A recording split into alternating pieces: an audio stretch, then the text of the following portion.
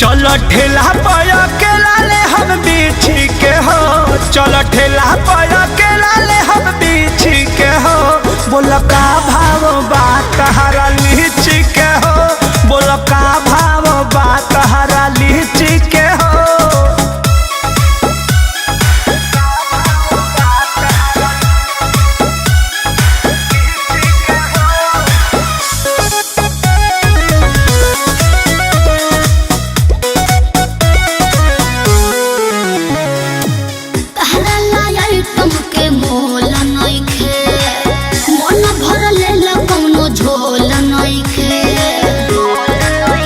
अरे अच्छा तो तोहर का प्राइज बा?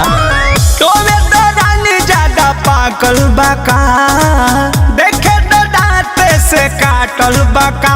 केहू गलत ना कहे अपना चीज के हो, केहू गलत ना कहे अपना चीज के हो।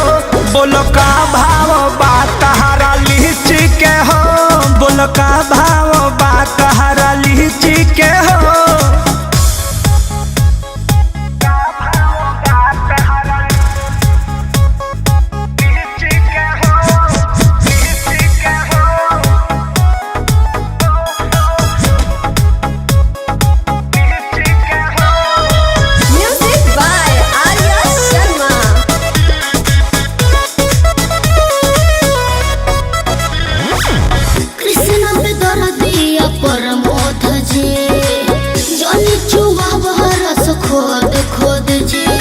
हेलो, आपको घाटा नहीं होगा, एको पाई ना तोहरा घाटा होई। छोड़ दे मखा के दादी खाटा होई। हाथ भीतरी ले डालू काहे खींची के हो, हाथ भीतरी ले डालू काहे खींची के हो।